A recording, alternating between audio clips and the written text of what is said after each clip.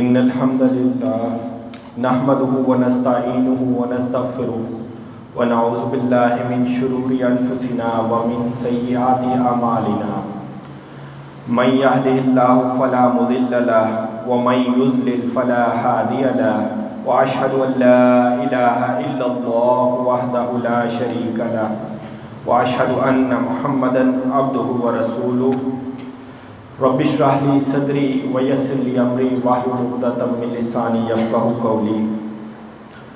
میں آج آپ کو ان اعمال کے بارے میں بتاؤں گا کہ جن کو کرنے سے فرشتے نازل ہوتے ہیں، ایسے اعمال کہ جن کو کرنے سے شیاطین اور ان کے چیلے نازل ہوتے ہیں۔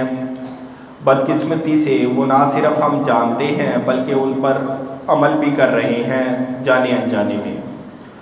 مثلاً جو آج کل کی نسل میں چیز سرایت کر گئی ہے وہ ہے میوزک سننا، فلمیں اور ڈرامے دیکھنا، اور تو اور ہم مسلمان بھی اب موسیقی کو روح کی غذا سمجھتے ہیں۔ میرے بھائیوں یاد رکھو، یہ موسیقی کسی بدروح کی غذا تو ہو سکتی ہے لیکن کسی نیک روح کی قطعاً غذا نہیں ہو سکتی۔ اللہ تعالی ہمیں ان اعمال سے اور شیاطین سے پناہ عطا فرمائے، آمین۔ سب سے پہلے باوضو سونے والے پر فرشتے نازل ہوتے ہیں۔ اس کی دلیل سیدنا عبداللہ بن عمر رضی اللہ عنہ کی حدیث ہے کہ رسول کریم صلی اللہ علیہ وسلم نے ارشاد فرمایا، جو شخص باوضو سوئے تو اس کے ہمراہ ایک فرشتہ ہوتا ہے، جب بھی وہ بیدار ہوتا ہے تو فرشتہ کہتا ہے، اے اللہ اپنے فلاں بندے کو بخش دے، یقیناً وہ حالت طہارت میں سویا ہے۔ صحیح ابن حبان اور کتاب الطہارہ میں یہ حدیث کا ذکر ہے۔ دوسرے نمبر پہ اللہ کا ذکر کرنے والوں پر بھی فرشتے نازل ہوتے ہیں۔ بے شک اللہ کے کچھ فرشتے گھومنے پھرنے والے ہیں، وہ ذکر کی مجلسوں کی تلاش میں رہتے ہیں۔ جب وہ کوئی ایسی مجلس پاتے ہیں کہ جس میں اللہ کا ذکر ہو رہا ہو تو ان کے ساتھ بیٹھ جاتے ہیں، اور بعض فرشتے بعض کو اپنے پروں سے ڈھانپ لیتے ہیں، یہاں تک کہ وہ ان کے اور آسمان دنیا کے درمیان کے فاصلے کو بھر دیتے ہیں۔ پھر جب لوگ منتشر ہو جاتے ہیں تو یہ فرشتے آسمان کی طرف چڑھ جاتے ہیں۔ اس حدیث کے آخر میں آپ صلی اللہ علیہ وسلم نے فرمایا، فرشتے عرض کرتے ہیں، اے پروردگار، ان میں فلاں آدمی بھی تھا جو بہت گناہ گار تھا، جو صرف وہاں سے گزرتا ہوا ان کے ساتھ بیٹھ گیا۔ اللہ تعالیٰ فرماتے ہیں، میں نے اسے بھی بخش دیا۔ یہ ایسے لوگ ہیں کہ ان کے ساتھ بیٹھنے والے بھی محروم نہیں رہتے۔ جیسے ہماری یہ مجلس جس میں ایک مختصر سا درس ہوتا ہے فجر کے بعد، تو یقیناً یہ بھی وہ محافل ہیں کہ جن پہ فرشتے نازل ہوتے ہیں، اور ایسی محفلوں میں بیٹھنا چاہیے، اللہ کا ذکر سننا چاہیے۔ اللہ پاک ہمیں عمل کی توفیق دے۔ نمبر 3 پہ ہے قرآن پڑھتے وقت سکینت اور فرشتوں کا نزول۔ صحیح بخاری میں ہے، اسید بن حضیر رضی اللہ عنہ بیان فرماتے ہیں، وہ رات کو سورہ بقرہ پڑھ رہے تھے اور ان کا گھوڑا ان کے پاس بندھا ہوا تھا۔ اتنے میں گھوڑا بدکنے لگا، اسید رضی اللہ عنہ خاموش ہو گئے تو گھوڑا بھی پرسکون ہو گیا۔ پھر انہوں نے پڑھنا شروع کیا تو پھر گھوڑا بدکا۔ جب انہوں نے خاموشی اختیار کی تو گھوڑا بھی ٹھہر گیا۔ پھر پڑھنا شروع کیا تو گھوڑا پھر بدکا۔ تو ان کا بیٹا یحییٰ گھوڑے کے پاس تھا، وہ ڈرے کہ کہیں اسے صدمہ نہ پہنچے، چنانچہ اسے اٹھا کر اپنے پاس لے آئے اور آسمان کی طرف نگاہ ڈالی تو ایک چیز سائبان کی طرح دکھائی دی۔ وہ کہتے ہیں اسے دیکھتا رہا یہاں تک کہ وہ چیز غائب ہو گئی۔ انہوں نے یہ واقعہ صبح رسول اکرم صلی اللہ علیہ وسلم کو بتایا۔ آپ صلی اللہ علیہ وسلم نے فرمایا، وہ فرشتے تھے، اگر تو قرآن کی تلاوت جاری رکھتا تو صبح کو ان فرشتوں کو دوسرے لوگ بھی دیکھ لیتے۔ پھر لیلۃ القدر کی رات بھی فرشتوں کا نزول ہوتا ہے۔ آپ صلی اللہ علیہ وسلم نے فرمایا، اس مبارک رات میں نازل ہونے والی فرشتوں کی تعداد کنکریوں سے بھی بڑھ جاتی ہے، یعنی اتنی زیادہ تعداد میں فرشتے نازل ہوتے ہیں۔ ہم سب کو کوشش کرنی چاہیے اعمال کا دار و مدار نیتوں پر ہے۔ لیلۃ القدر پانے کی، اس سے فیض یاب ہونے کی ہمیں کوشش کرنی چاہیے۔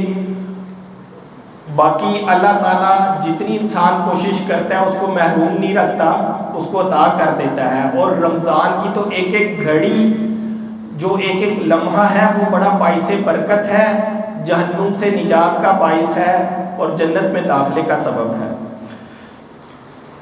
استقامت اختیار کرنے والوں پر بھی فرشتوں کا نزول ہوتا ہے۔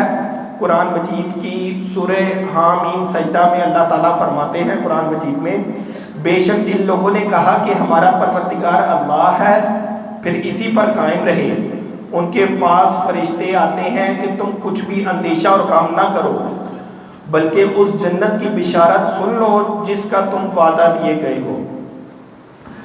پھر تہجد گزار لوگوں پر بھی فرشتے نازل ہوتے ہیں، جب وہ رات کے پہر اٹھ کر اللہ تعالیٰ کی عبادت کرتے ہیں، اللہ تعالیٰ کا ذکر کرتے ہیں، جو مانگتے ہیں اللہ تعالیٰ انہیں عطا کرتا ہے۔